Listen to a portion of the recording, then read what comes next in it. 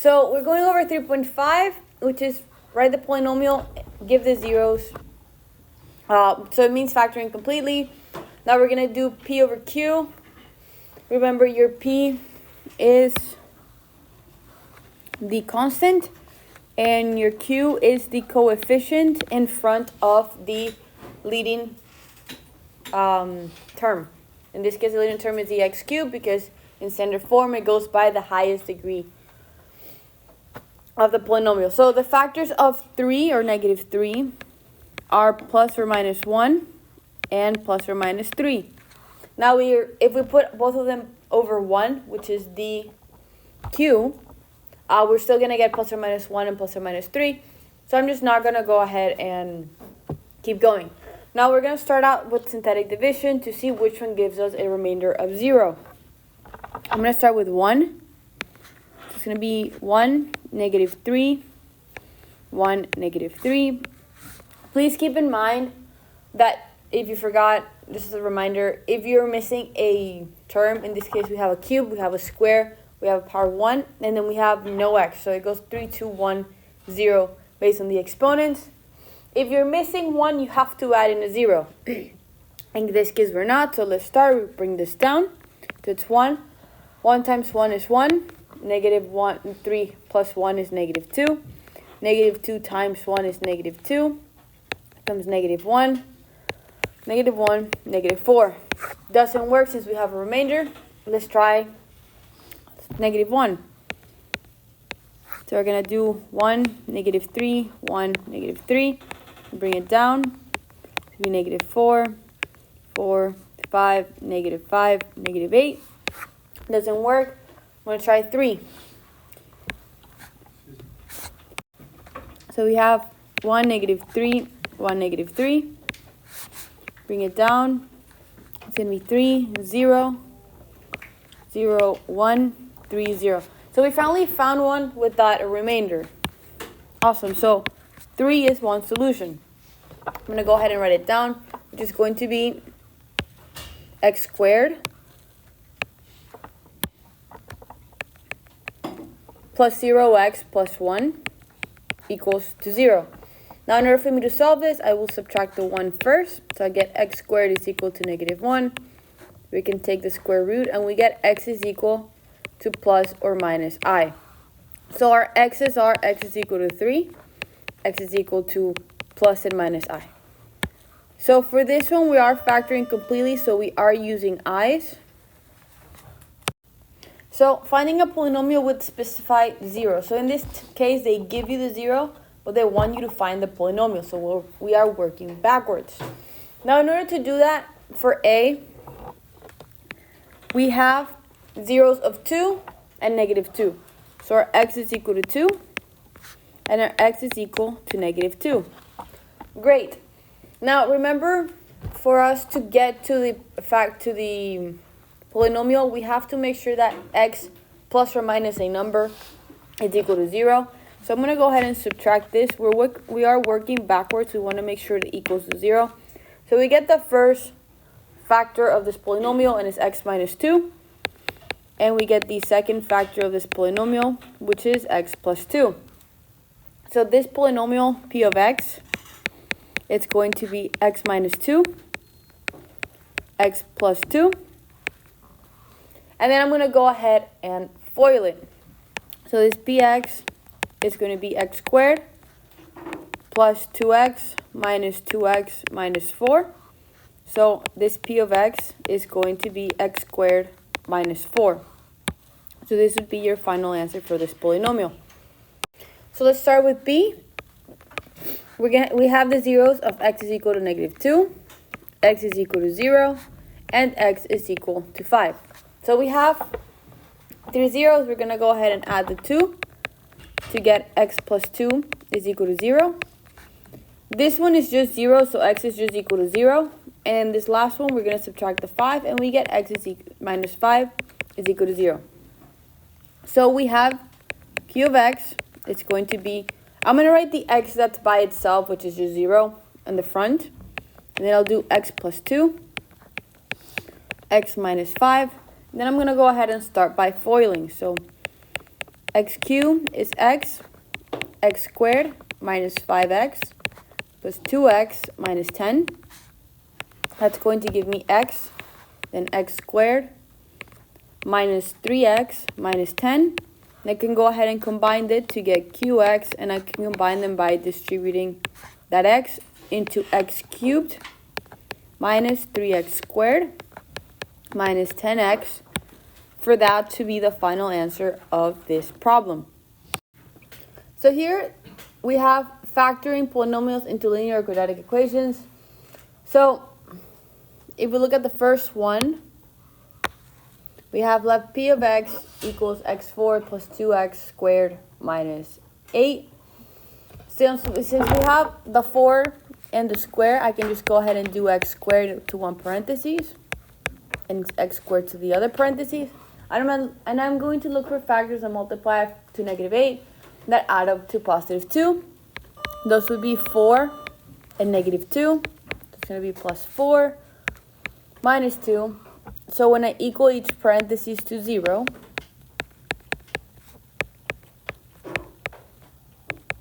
get these two numbers, I'm going to go ahead and subtract the 4 to get x squared equals -4. When I take the square root, I get x is equal to plus or minus 2i. And then I'm going to go ahead and solve for the other one. So I'm going to add the 2. So I get x squared is equal to 2. When I take the square root, I get x is equal to plus or minus 2. Sorry, plus or minus the square root of 2. So my x's are, I'm going to write them all in the same sentence type of thing. It's going to be, you can write it as plus or minus 2i, or you can write them separate, and you can write them as plus or minus root 2, or you can write them separate. In the completed notes, I have them written down separate. I have written down 2i, comma, negative 2i, comma, root 2, comma, negative root 2. But either way is acceptable as long as you mention or you write that there are two solutions, the positive and the negative. Now for the next one, we have x squared plus 10x plus 23. There are no numbers that are factors of 23 that would add up to +10. So I'm going to go ahead and use the quadratic formula. The quadratic formula, I'm going to write it up here. Negative b plus or minus the square root of b squared minus 4ac over 2a for whoever needs it. So it's going to be -10 plus or minus 10 squared minus 4 times a times c over 2a. So it's going to be -10 plus or minus 100 minus 92 over 2. That's going to simplify to -10 plus or minus root 8 over 2. That's going to be -10 plus or minus, that root 8 factors into 2 root 2 over 2. And I can simplify this one more time. So I end up with my x, it's going to equal -5 plus or minus root 2.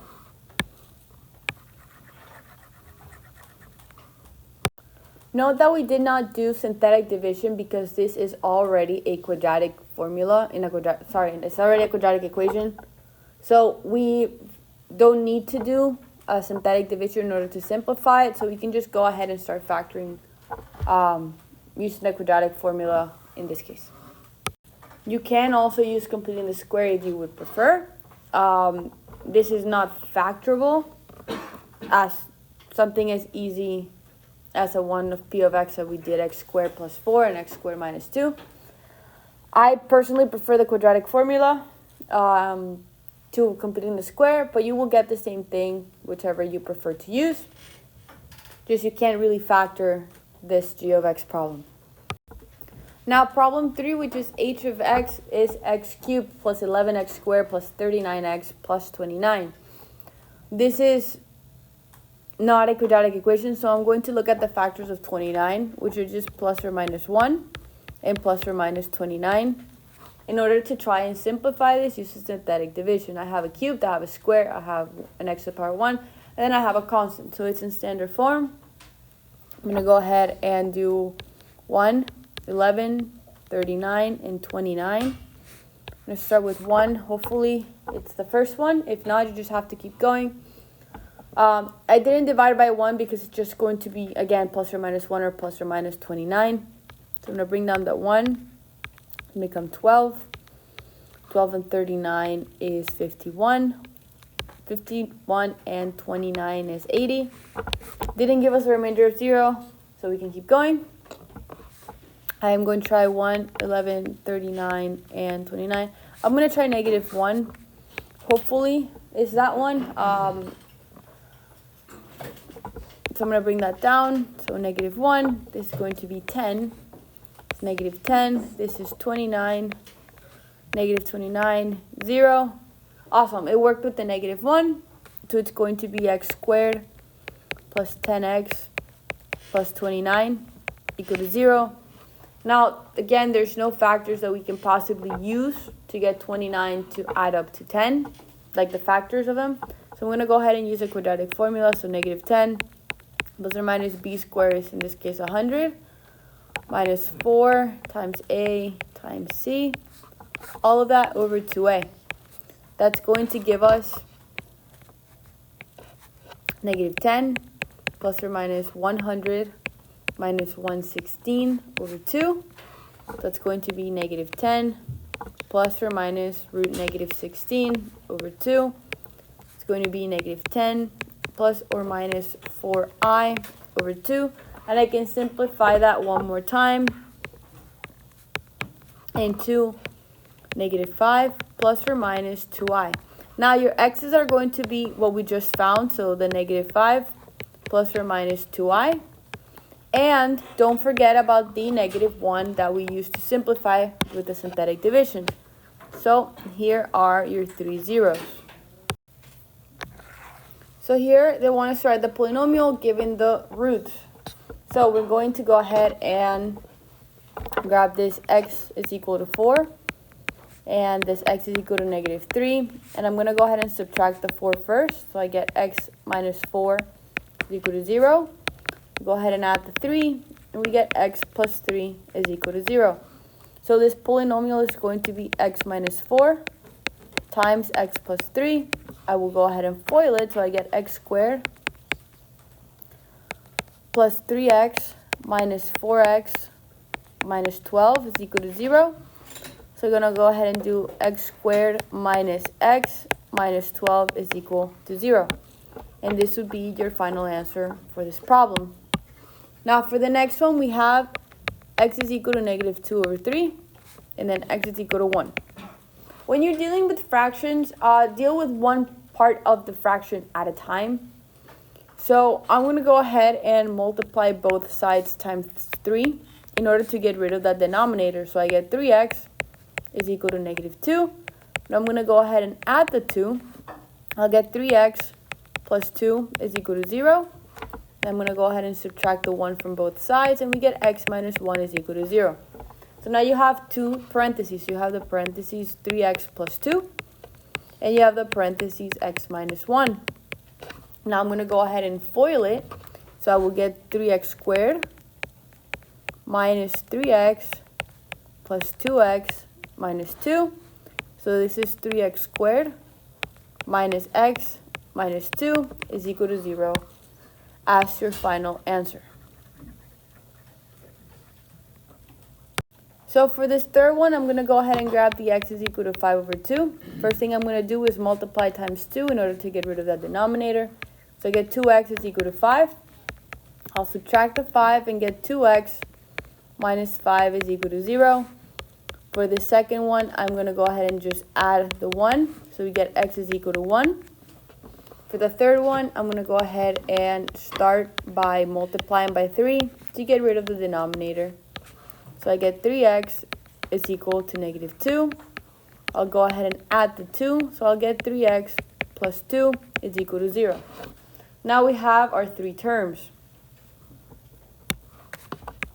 Sorry, I wrote the second one wrong. It's x plus 1 is equal to 0. Now we have our three terms. I'm going to go ahead and put them all in parentheses to get 2x minus 5, x plus 1, and 3x plus 2. all that equal to 0. Now I'm going to go ahead and combine different terms. So I'm gonna combine the first two parentheses first. So it's going to be 2x squared plus 2x minus 5x minus 5. And then that's going to be 3x plus 2. I'm going to go ahead and combine like terms to get 2x squared minus 3x minus 5 times 3x plus 2. So I'm going to FOIL from the back, so I'm going to multiply the 3x to everything. So it's going to be 6x cubed minus 9x squared minus 15x plus 4x squared minus 6x minus 10 is equal to 0. I'm going to combine like terms, so I have the 6x cubed. Then I can combine the 9x squared with the 4x squared. So I get negative 5x squared. Then I can combine the 15x and the negative 6x. That's going to give me negative 21x. Then minus 10, because it's the only constant, is equal to 0. So our final answer is the 6x cubed minus 5x squared minus 21x minus 10 is equal to 0.